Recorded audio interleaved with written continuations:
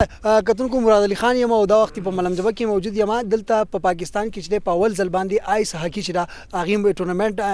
انعقاد شوی دلته د هغې دلته د ملمجبي د ټول نه مهمه خبره پکې دا وه چې دلته چې د ملمجبي کوم مقامي کلاړیانو چې هغې به مخکې دا لوبې ډېرې خوښولې او هغې به د ځان نه د لرګو چې د هاکي د سکي جوړوله او دلته به اول نه سکینګ کوو. دلته په ملمجبه کې خو به د انټرنیشنل مقابلې د سکي کېدي خو اوس آیس هاکي چې کوم دا چې کومه په واورو باندې خلک هاکي کوي د هغې مقابله وشوه. دغې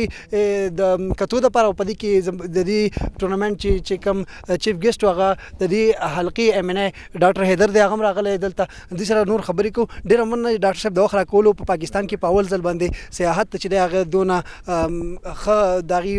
مکمل او شو. بل دا چې نوې لوبې چې کوم په پاکستان کې هم نه دي شوي هغه نن په سوات کې او په ملمجبه کې او په داسې ایریا کې چې دلته چیر لفټ تباه شوی هوټل دي تباه شوي روډونه هغې جوړل شوي دي. نو څنګه ګڼئ په دې نوي کال د کم 2020 سره ستاسو دا مقابله چې روانه ده؟ 2020 پاکستان د ټوریزم په حواله زما په خیال یو ډېر تاریخي کال دی او د ټرننګ پوینټ دی.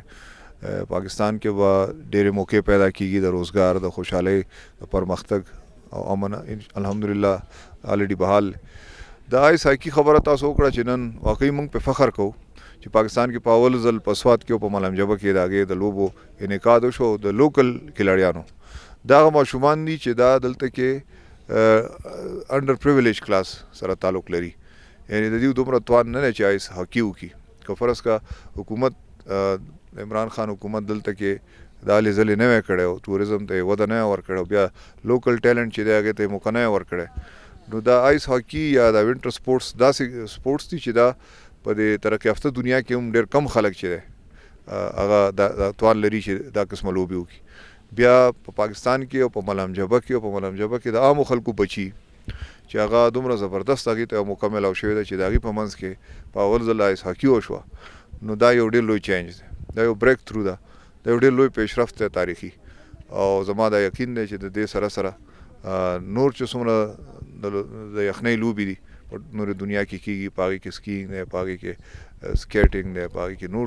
ډېرې لوبې دي، نو د هغې موقع هم دلته شته. موږ له خدای پاک چې کوم وطن را کړی دی په دې کې چې کومه ښکلا ده قدرتي په یو ځای کې نشته. دلته چې کومې واورې کېږي دا واوره په خپله یو ډېر لوی ایسټ او اثاثه ده. دنیا ډېره ترقي کړې ده، د عربستان په ریګستانونو کې هر څه شته، خو نه داسې یو غر جوړولی شي، نه پرې داسې واوره کولی شي، نه پرې دا ماحول کریټ کولی شي. دا ټول د قدرت په موږ باندې مهربانیانې دي، خو دې ته توجه نه وه شوې.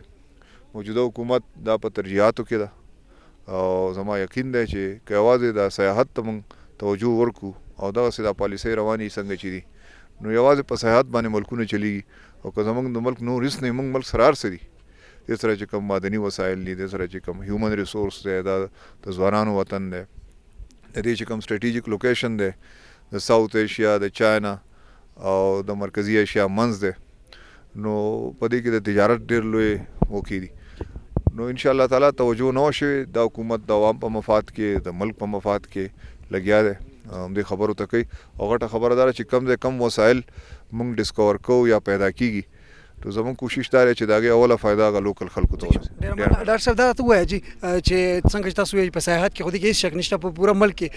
د پاکستان او بیا خصوصا د سوات نمایندګي چې دا په سیاحت کې ډېره زیاته ده، خو دا راته ووایه چې څنګه تاسو وایئ چې حکومت چې دی هغه د عوام کې دی، دا وخت چې دی عوام د حکومت نه ډېر زیات خفه دی، مهنګایي ډېره زیاته ده،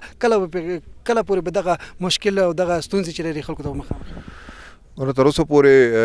دلته که مهنګایي نسبتا کمه وه، د هغې وجوهاتو سبسیډایزډ اکانمي ورته وایي په انګریزۍ کې،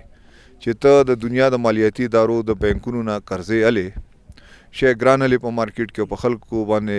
نسبتا ارزان خرڅوي، یا د روپۍ قیمت مصنوعي طور بره کړی او ډالر دې لاندې کړی، خو د هغې زور چې دی هغه زموږ نه وتو. لکه څه موده مخکې په یو ماشوم چې به پیدا کېدو نو په هغه باندې به 1,20,000 قرضه وه. دا وخت ماشوم چې پیدا کېږي د هغه قرضه چې ده هغه ډېره زیاته بره تلې ده. ما خیال دی چې د 6 لکونه بره په یو ماشوم باندې په دې لږ وخت کې. نو دغه ډب چې دی دا د قوم ته جمع کېده او یو ورځ به داسې راتله چې دا ملک به دیوالیه کېده اقتصادي طور، په دې کې به د خانه جنګۍ ډېره لویه خطره وه. نو اوس چې کوم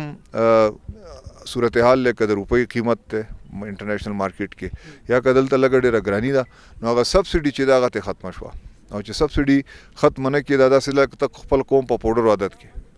نو چې کله د قوم د نشې نه وباسي هغه ته تکلیفي خو دا تکلیف عریضي دی او که نه موږ دغسې په دې نشه باندې دا قوم اوده ساتلی نو یو وخت په داسې راغلی چې بیا به لاعلاجه مرض و. ډاکټر صاحب کرپشن کې یو پوینټ مخکې شوی دی حکومت کرپشن کې نه دی مخکې شوی دا خو د تیر وختونو ډیټا دی ټرانسپیرنسي انټرنیشنل یا نورو خلکو راجمع کړې ده په هغې باندې یو دغه کړې ده خو ګوره په اولني کال کې تاسو د حکومت اسسمنټ نشئ کولی د هغې د کارکردګۍ لږ وخت ورله ورکوئ 3-4 کاله 15 کاله ځکه چې نور حکومتونه چې دي خو 3 ځله پاتې شوي او ډېر وختونه ورته میلاو شوي. پاکستان تحریک انصاف حکومت په اول ځل راغی کال یو نیم دی ډېر لوی چیلنجز دي سیاسي چیلنجز دي اقتصادي چیلنجز دي په ملک دننه ډېر بد صورتحال موږ ته د ټول نه لکه دا ټیک ده چې کمې خرابۍ دي هغه قومي ني مخکې دلته ارزاني وه ډالر به هم ورېدو د بهر دنیا خو بمان ورسره هم ورېدو اوس ډالر کم ورېږي خو بمان ختم شو نو که تاسو بیا ډالر ډېر غواړئ بیا بمانو ته ځان ټینګ ٹھیک ده ډاکټر صاحب اخري پوښتنه نه کومه جی اخري پوښتنه نه کومه چې حکومت چې ټیک ده په مرکز کې په اول ځل راغلی خیبر پښتونخوا کې په دویم ځل حکومت دی او تاسو په خپله باندې ډېر زیات اهم رول دی او په دې کې هېڅ پټ پناه خبره نه چې د سوات یونیورسټي دا ستاسو کارنامه ده چې تاسو له ډېره منډه والي ده خو هغې ګیټ مکمل شوی دی دغه یونیورسټي نه مکملېږي دې سره د سوات ایرپورټ خبره وکړه چې د سوات یونیورسټي چې ده د 10 کالو نه هغه د التواح کار ده بلډینګ نه جوړېږي ځمکه شته فنډس پکې شته ما یو پروګرام کړی تاسو ټول مې راغوښتي وئ وزیر یې دغه وخت د اعلی تعلیم وزیر هم راغلی و د سیکرټریټ خلک هم راغلي وو سرویرز هم راغلي وو پلانرز هم راغلي وو وی سی هم موجود وو سټاف هم موجود وو او موږ یو اوږد پاسایټ باندې یو اوږده مرکه کړې وه یو اوږد تحقیق شوی او تاسو د ما سره لوس کړی چې دا رپورټ به موږ 2 ورځې بعد یو ورځ بعد شایع کوو هغه رپورټ تر اوسه شایع نه شو پای کې هر څه دي ته ښه خبرې اوس خدای ته وګوره دا شی شایع کړه هسې نه چې دا انیر به بالکل ځي ولې نه کېږي چې تاسو خو باقاعده انویسټیګیټیو جرنالیزم ستاسو کار دی چې ته لاړ شې وي سي نه تپوس وکړي چې وروره دا ولې نه جوړېږي هغه د اډمنسټریټر دی ته د رجسټرار نه تپوس وکړي چې دا یونیورسټي ولې ایساره ده تاسو لاړ شئ د تعلیم د محکمې د وزیر نه تپوس وکړئ چې په سوات کې یونیورسټي ده که تاسو زموږ وزیر اعلی صاحب ته ریکویسټ وکړئ نو هغه یې نشي کولی جي زما خو وزیر اعلی اوس خپل وزیر اعلی زه وزیر اعظم ته بار ریکویسټ کوم زه وزیر اعظم صاحب سره 3 ځله میلاو شوم او ما د ځان له څه نه دي غوښتي ما د سوات له یونیورسټي غوښتې ده ما د سوات له ایرپورټ د بحالۍ خبره کړې ده ما د سوات له د موټر وې او په سوات کې د ګیس او د بجلۍ د مسلو خبره کړې ده د ټیکسونو خبره هم کړې ده او دا که تاسو د صوبایي اسمبلی ریکارډ چک کړئ او د وفاقي د مرکزي اسمبلی د نیشنل اسمبلی نو زما چې څومره هم بزنس دی په هغې کې سوات یونیورسټي او د سوات د ایشوز په ټاپ باندې دي په کار چې تاسو هغه لږ چک کړئ تاسو د دې وجوهات معلوم کړئ په یونیورسټۍ کې اوکې ډېره مننه